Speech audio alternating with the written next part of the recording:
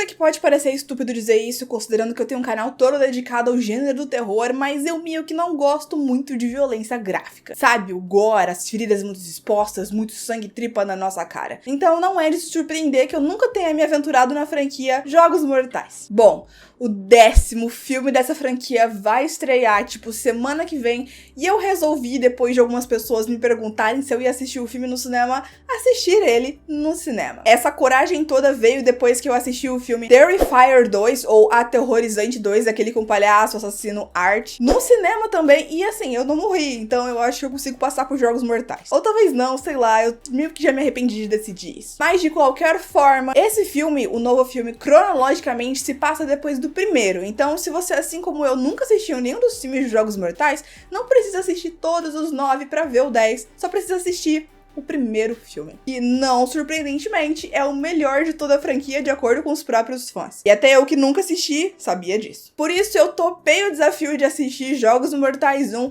e de semana que vem assistir Jogos Mortais 10 no cinema pra ver como é que vai ser essa experiência. É óbvio que a qualidade vai ser absurdamente, assim, discrepante, porque apesar de cronologicamente ele se passar depois do 1, na verdade ele é o 10º filme que tá vindo 10, 20, 19 anos depois do primeiro. Eu sei que a qualidade da franquia foi caindo a cada filme, o negócio virou uma pataquada meio louca e sem sentido, então eu já tô disposta a ver isso no próximo. Mas a questão aqui é o primeiro filme, o clássico recente feito por Leigh Whannell e James Wan lá em 2004, com um orçamento de uma coxinha de ontem e um copo de guaraná sem gás. E o que esses caras fizeram lá, cara, foi uma obra de arte. Então se preparem pra ver a Aileen aqui passar, sei lá, 20 minutos falando bem de um filme magnífico. Oi, eu sou a Aileen Longson, eu tô muito ansiosa pra falar com vocês sobre Jogos Mortais 1 desde que eu assisti ele ontem mesmo. Eu sabia que o filme ia ser bom, eu já sabia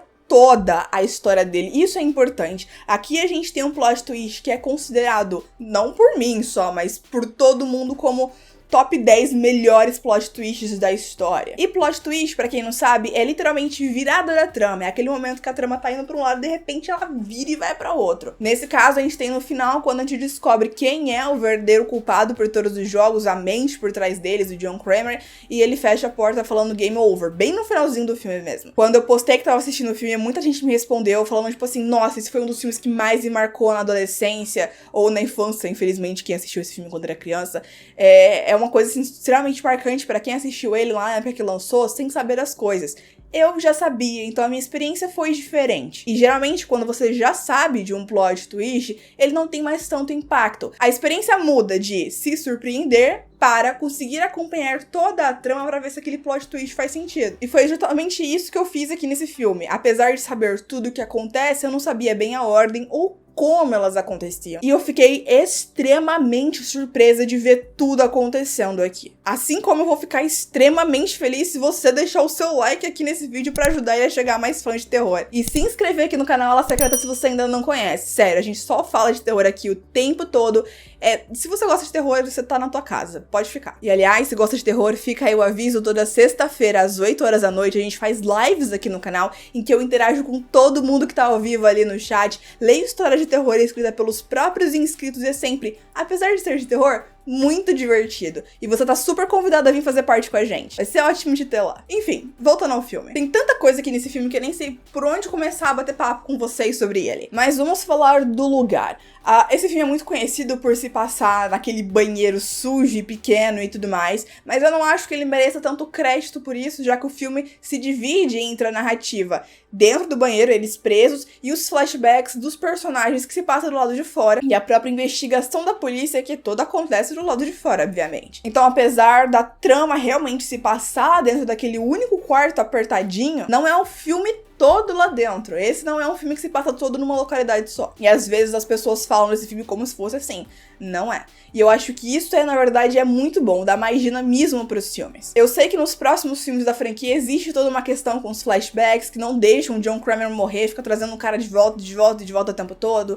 Alguns não fazem sentido, outros são só fanservice. Mas aqui se encaixa muito pra que a narrativa não fique cansativa de ficar acompanhando só aqueles dois ali dentro. Pra ser isso, pra ficar só num lugar, cara, cara tem que ter muito, assim, mas muita mesmo habilidade narrativa, de storytelling pra escrever e tornar a história interessante o suficiente pra que a gente não fique entediado. E pra dois caras que estavam começando na carreira, a melhor coisa que eles poderiam ter feito era sim dar mais dinamismo pra história. Então, enquanto a gente tem o desespero e o sufoco dos dois trancados ali naquele lugar minúsculo e nojento, a gente também tem as cenas de ação mais frenéticas com aquele cara que tá sequestrando a família do Dr. Gordon. A gente também tem uma trama investigativa junto com os policiais. Aí o negócio fica mais interessante porque são meio que vários subgêneros diferentes funcionando juntos. E aí fica muito legal de acompanhar. Troca aqui, troca ali, troca aqui, vai ficando muito bom. Um comentário que eu vou ter que fazer são as cenas de transição entre um e outro. É nível Star Wars PowerPoint, né, gente? Porque o tanto que o James Wan usava fade in e fade out, que é quando uma cena aparece um pouquinho e depois a outra vai aparecendo, cara, era horrível. A gente tem a cena de flashback, tá super assim, nossa, eletrizante, perseguição e tudo mais. De repente, a cena desaparece, fica preta e corta pro banheiro. E você fica, que corte horrível foi esse, meu brother? Me tirou da trama algumas vezes, eu tava dando umas risadas, mas assim, eu super aceito. Eram dois brothers fazendo um trabalho de faculdade, mano. E o que eles criaram foi um clássico do gênero. Magnífico, que se sustenta até hoje. E eu não tô falando se sustentar por causa das continuações, o primeiro filme sozinho se sustenta. Tanto que, assim, tem algumas atuações um tanto quanto tenebrosas aqui nesse filme, mas eu super aceito pelo todo, sabe? É que nem eu fiz uma review dele no Letterboxd e eu dei 5 estrelas pro filme. E eu falei lá, tecnicamente, ele merece 4 estrelas ou 3 estrelas e meia, porque tem atuações muito ruins, esses cortes, eles tiram a gente da trama pra ficar pensando o que você tava pensando quando você fez isso, meu filho, que coisa horrorosa e tudo mais. Mas o tempo que se passou desde 2004, quando esse filme saiu, o quanto esse filme se solidificou, o quanto ele significa pro gênero, fez ele merecer todas as 5 estrelas. Faz todos esses pequenos defeitos não significarem nada na obra geral. E de novo, eu não sou babaca, eu entendo completamente que eles fizeram um melhor, absolutamente um melhor, com o que eles tinham disponíveis pra ele naquela época. Ele não era o James Wan de hoje, que é só estalar os dedos e a Blumhouse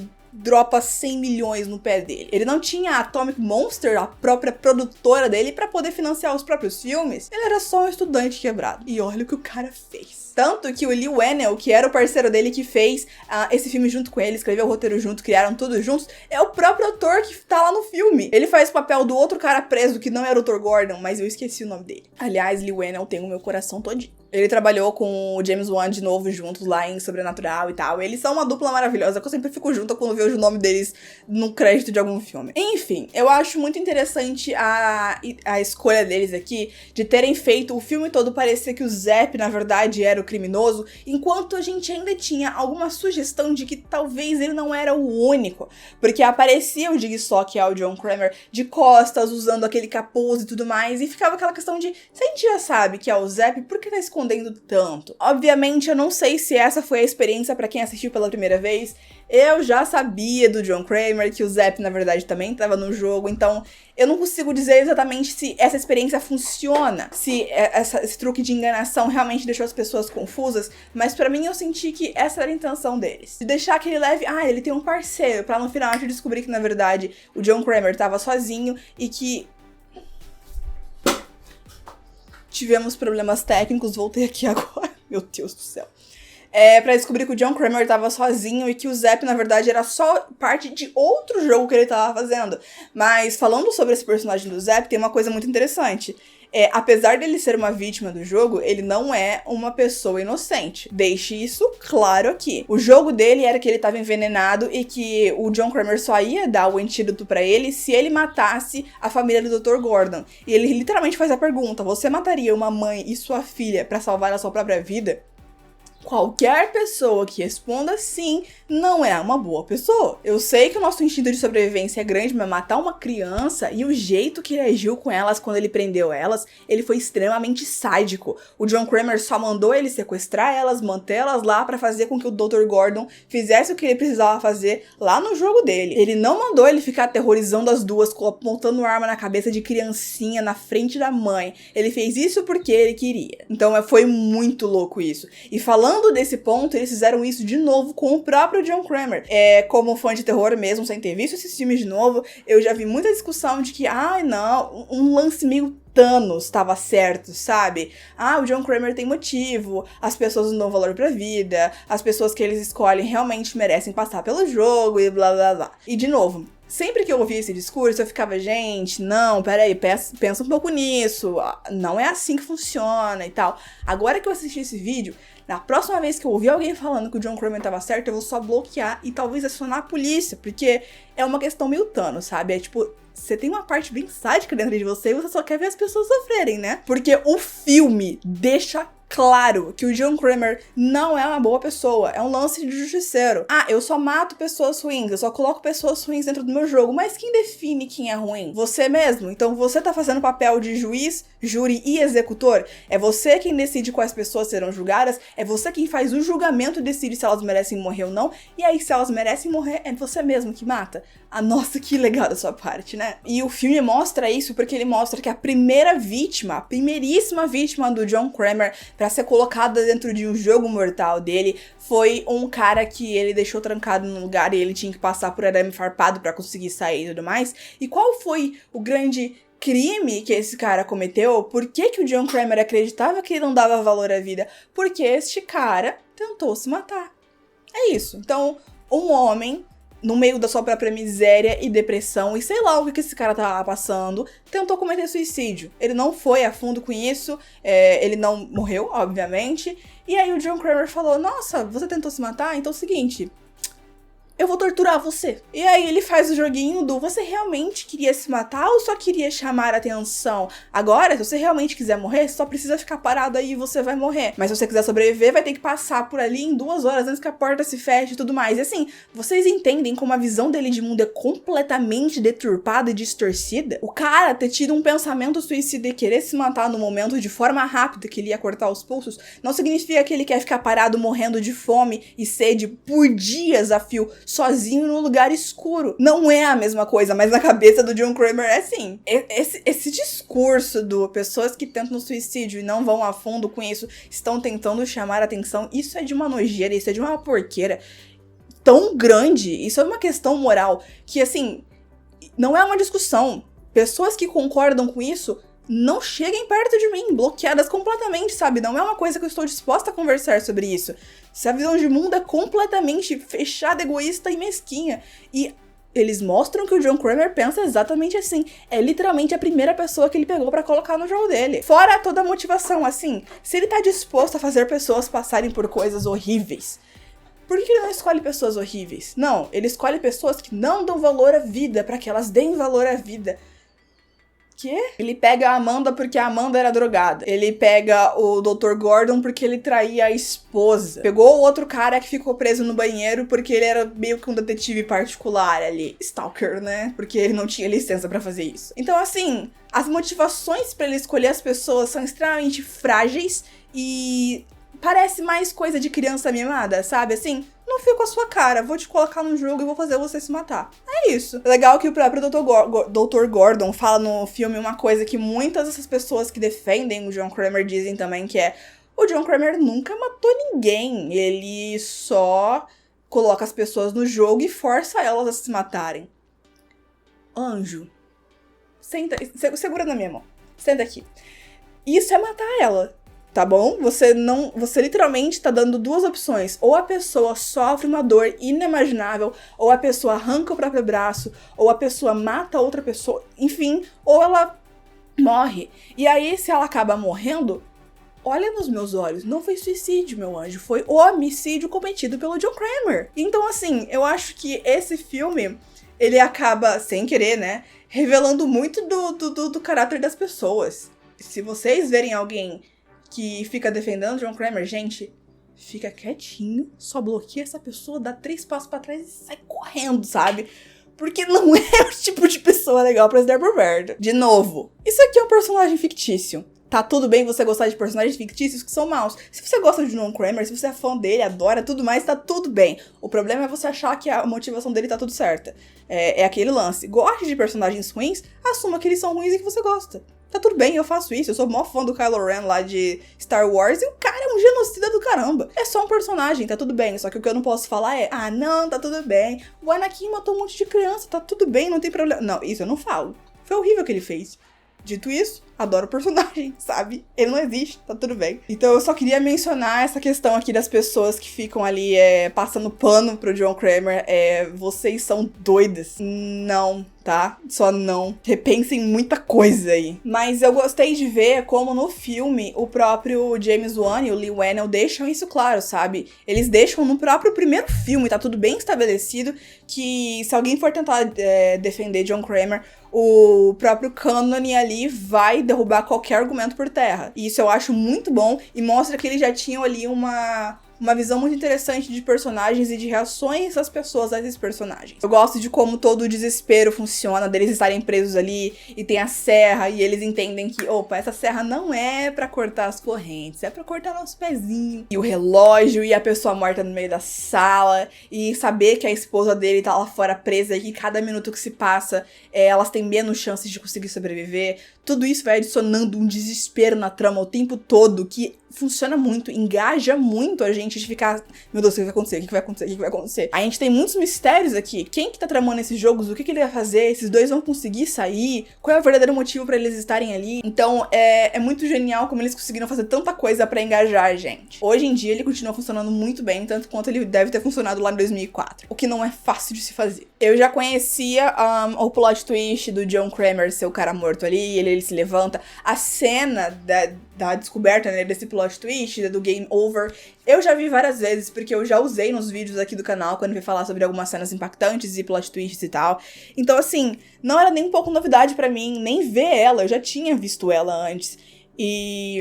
Mas, cara, eu não esperava que fosse ser da forma que é. A gente tem todo um build-up, né, toda uma construção que vai ficando cada vez mais assim, vai crescendo, e vai crescendo, e vai crescendo, e o policial consegue pegar o Zep, mas aí o Zep mata o policial, e lá dentro o Dr. Gordon tá arrancando o próprio pé, enquanto o outro cara grita desesperado, e é muito bom essa cena, porque não é gore, é Jogos Mortais, mas não é gore, a gente não vê acontecer, a gente só vê a reação deles. Saber o que tá acontecendo é mais importante do que ver acontecer de fato. A reação deles é o suficiente pra fazer a gente sentir o desespero. E isso é uma coisa que os próximos filmes de Jogos Mortais jogam no lixo completamente, né, porque aí eles ficam muito mais óbvios em mostrar a violência, vira muito mais um pornô de tortura, de fato, né? Um torture porn. Então é legal ver como as coisas se distanciaram tanto da intenção original que era aqui. O que geralmente acontece mesmo quando fica passando de pessoa pra pessoa, a franquia não tem uma pessoa só responsável por ela. De qualquer forma, essa cena ela continua crescendo, então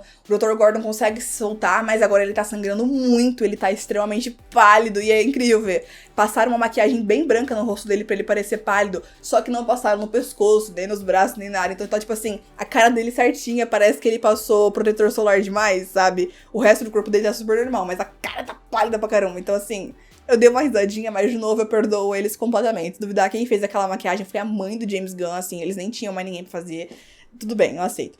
Então, aí ele tá lá, então a gente sabe que ele tem pouco tempo pra conseguir sair, e ele vai ter que deixar o outro cara lá, porque o outro cara não tá disposto a cortar a própria perna, e vai crescendo, e vai crescendo, e vai crescendo, e aí o Zeb aparece, meu Deus, e continua, cresce, cresce, cresce, e o cara ajuda, e mesmo depois de levar o tiro, e eles conversam e vai embora. E é aquele assim, você tá segurando a respiração, você tá na ponta da cadeira, você tá, cara, ele conseguiu sair, eles mataram o Zep, tá tudo resolvido, mas você tá na ponta da cadeira, que é quando ele descobre que o Zep tinha uma fita e ele escuta, e é quando todo mundo descobre que o Zep também tava no jogo, ou seja, ele não era o responsável por tudo. Então tem mais alguém assistindo aquelas fitas, tem mais alguém vendo eles ali ao vivo. E enquanto ele escuta a fita, ele tá ali em choque, a gente vê a câmera lá atrás, o cara morto se levantando. Meu irmão! Eu já sabia disso! Mas o que eu me arrepiei, eu juro pra vocês, eu tava com meu queixo no chão e eu sabia de tudo. Eu tava toda arrepiada, eu tava só assim, meu Deus! Porque a construção da cena é fantástica, meu bom. Não importa que eu sei tudo o que vai acontecer. A forma como leva tudo aquilo, ele obriga a gente a ficar em choque. completamente embasbacado. E eu tava assim, gente, eu tava me tremendo toda. E ele levanta, e aí ele tira a maquiagem que tá, e a gente vai acompanhando o outro cara só, é tão em choque quanto a gente, que ele não consegue nem falar. Ele só tá olhando pro cara assim, em choque. Aí, de repente, o cara vira. Ah, ele conseguiu sair, que bom. Vai até a porta, e aí aquela narração no fundo. As pessoas, elas não dão valor à vida, mas não você, não mais. Ele olha pro cara, game over. E o cara gritando, e aí ele fecha a porta. E vem os créditos. E a gente ainda tá escutando os gritos dele, enquanto os créditos estão rolando. Gente! Not anymore. Game over.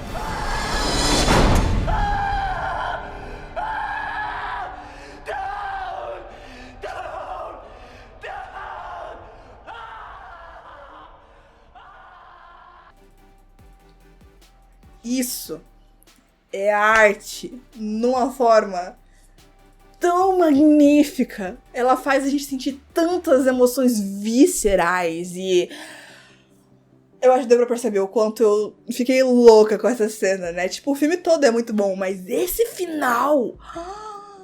Mano... Tipo, eu entendo agora o que todo mundo fala sobre ele, sabe? Eu faço... Deixa eu contar pra vocês. Eu faço mentoria aqui do YouTube, das redes sociais e tudo mais. E o meu mentor, ele é medroso. Ele não gosta, ele não assiste filmes de terror. Ele tem muito medo de dormir de luz acesa depois, então ele não assiste muito do gênero. Mas ele assistiu todos os filmes de Jogos Mortais. Eu fiquei, cara, se você não gosta de terror, por que você se sujeitou a isso? De todos os filmes que você poderia ver, porque Jogos Mortais é muito violento, é muito horrível pra você ver. E ele falou, eu assisti o primeiro sem querer. Eu não lembro agora, ele tava com amigos e alguém colocou o filme, ele não teve opção, ele foi obrigado a assistir o primeiro filme. E ele falou assim, o final foi tão bom, foi tão incrível, aquela virada da trama foi tão absurda que eu voltei pra ver mais. E aí, quando eu assisti o segundo, eu vi que não era tão bom, mas eu fiquei, vai ver o terceiro melhora, vai ver o quarto melhora. E aí eu até brinquei com ele, eu falei assim, nossa, o final do 1 foi tão bom que você aceitou 8 filmes horríveis que vieram depois. Agora que eu vi o 1, eu entendi.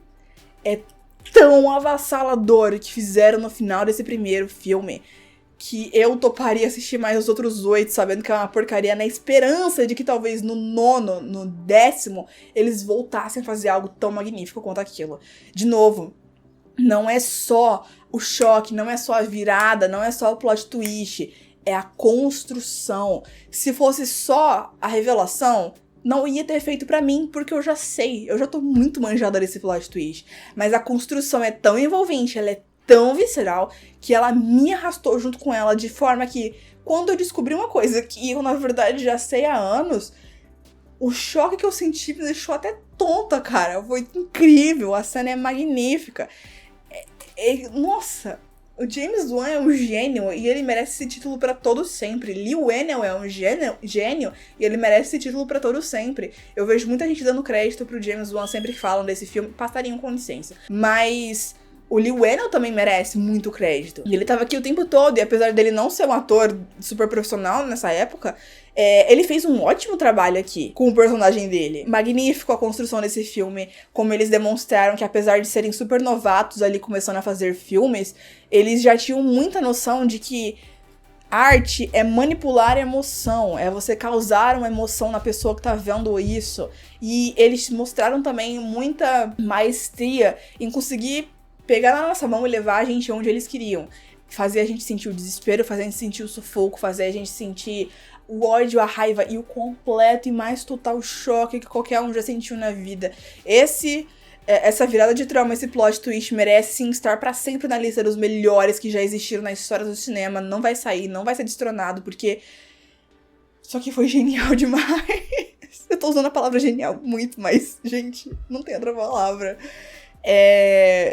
Não importa quantos filmes ruins de Jogos Mortais existam. Nunca nada vai apagar o quanto o primeiro filme é um exemplo do que pode e deve ser feito quando a gente tá falando de filmes. É incrível, é o que eu falo pra vocês. Uma sequência ruim não anula um original bom, então é por isso que vocês não devem ficar tão com raiva. Ai, anunciaram mais um filme da minha franquia favorita. Deixa existir, o seu favorito sempre vai ser incrível como ele sempre é. Um segundo filme não pode estragar o primeiro, porque o primeiro já existe. E é isso com Jogos Mortais, sabe? Eu não sei se eu estou disposta de verdade a assistir os outros filmes da franquia. De novo, eu não gosto de gore, eu não gosto de violência gráfica. Eu consegui assistir Terrifier? Assisti, mas são 2 horas de filme e eu fechei o olho em todas as cenas muito gráficas que tiveram. Eu sei que em Jogos Mortais, se for fechar o olho nas cenas gráficas, eu meio que vou ficar de olho fechado o tempo todo. Então, assim, eu não sei o quanto vai valer a pena. Então eu não prometo assistir. Mas se eu conseguir, aí eu faço vídeo pra vocês falando sobre essa franquia toda. Mas fica aí o aviso, eu vou assistir Jogos Mortais 10 que vai lançar. Esse vídeo vai sair pra vocês um dia antes de Jogos Mortais 10 lançar. E eu vou tentar lançar o vídeo de review amanhã mesmo, então, no máximo depois de amanhã. Assim que eu conseguir, eu vou fazer esse vídeo. E vamos ver como é que vai ser a minha experiência. Se eu vou morrer, se eu vou vomitar no cinema, se vai ser horrível demais, se eu vou ter que dormir, porque eu vou ficar de olho fechado o tempo todo. Espero que não, porque o ingresso não tá barato pra eu ir pro cinema dormir. Mas fica aqui, que você vai ficar sabendo de como vai ser a minha experiência. Deixa aqui embaixo nos comentários o que você acha de Jogos Mortais 1. Pode deixar quanto você ama esse filme, porque assim, é impossível não amar, né? Pelo amor de Deus, o que foi isso? Até gente que nem gosta de terror é obcecada com esse filme.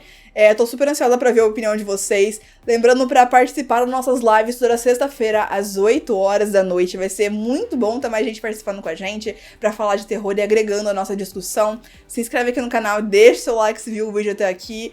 E é isso, tô muito feliz de ter visto esse filme finalmente. Eu acho que eu vi na época perfeita, não deveria ter visto antes. Agora é quando eu tava preparada pra receber esta obra de arte na minha vida. E se você ainda não assistiu, pelo amor de Deus, assista. É incrível demais.